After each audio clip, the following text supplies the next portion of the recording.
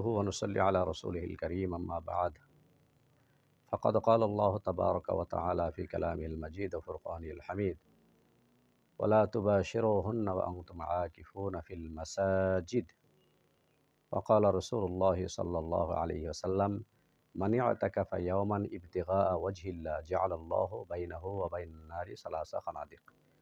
সম্মানিত দর্শক, রমজানের শেষ দশকে এতেকাফ করার ফজিলত প্রমাণ করার জন্য এতটুকুই যথেষ্ট যে আম্মাজান আয়েশা সিদ্দিকা রাদিয়াল্লাহু তাআলা আনহা বলেছেন, কানা নবী সাল্লাল্লাহু আলাইহি ওয়াসাল্লাম ইয়াতাকিফুল আশারাল আওয়াখিরা মিন রমাযান হাত্তা তাওয়াফাহুল্লাহ সুম্মা আতাকাফা আসওয়াজুহু মিন বাদিহি।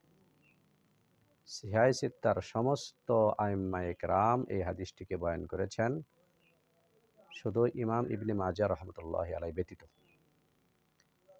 তাহলে রাসূল সাল্লাল্লাহু আলাইহি ওয়াসাল্লাম জীবনের প্রতিটি রমজান, মাদানী জিন্দেগীর প্রতি রমজানে ইতিকাফ করেছেন।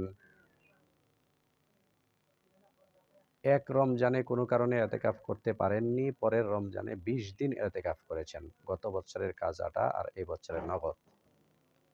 সহিহ হাদিসের মাধ্যমে ইতিকাফের ফজিলত আল্লাহর নবী করেছেন, জিন্দেগিতে কখনো ছাড়লেন না। আজওয়াজে মুতাহহারাত সবসময় করেছেন। এটা সহিহ হাদিস। সহিহ বুখারী, মুসলিম সহ সিহাহ সিত্তার ইবনে মাজাহ ব্যতীত সমস্ত আইম্মায়ে সিহাহ সিত্তার সকলে হাদিসটিকে বয়ান করেছেন। এবং এ মর্মে আরও একটি সহিহ হাদিস রাসূল সাল্লাল্লাহু আলাইহি ওয়াসাল্লাম ইরশাদ করেন, মান ইয়াতাকাফা ইয়াওমান ইবতিগাআ ওয়াজহিল্লাহি জাআলাল্লাহু বাইনাহু ওয়া বাইনান নারি সালাসা খানাদিকা। যে ব্যক্তি আল্লাহ পাকের সন্তুষ্টির জন্য একদিন ইতিকাফ করবে, আল্লাহ পাক মাশরিক থেকে মাগরিবে যত দূরত্ব, ওই ব্যক্তি এবং তার জাহান্নামের মাঝখানে এর ৩ গুণ দূরত্ব সৃষ্টি করে দিবেন। এত বড় ফজিলতের বিষয়। এতটুকু ইতিকাফের ফজিলতের জন্য যথেষ্ট, যা সহিহ হাদিসের মাধ্যমে পাওয়া যায়। কিন্তু আফসোসের বিষয় হলো, এ ব্যাপারে আমাদের দেশে আরও একটি হাদিস বয়ান করা হয়, মান ইয়াতাকাফা আশারান কানা কাহাজ্জাতাইনি ওয়া উমরাতাইন। যে ব্যক্তি রমজানের শেষ দশকে ইতিকাফ করবে, সে এই শেষ দশকে ইতিকাফ করার বিনিময় আল্লাহ পাক তাকে ২টি হজ এবং উমরার সওয়াব দান করবেন। এই হাদিসটি ইমাম বাইহাকী রহমতুল্লাহি আলাইহি শুআবুল ঈমানে উল্লেখ করে হাদিসটি যায়িফ বলে উনি মন্তব্য করেছেন।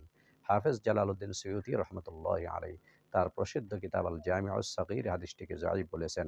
মাজমাউজ জাওয়ায়েদ আল্লামা হায়সামী রহমতুল্লাহি আলাইহি হাদিসটিকে যায়িফ বলেছেন।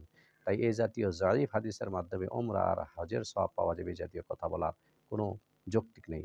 আল্লাহ রাব্বুল আলামিন আমাদের সকলকে হেফাজত করুন।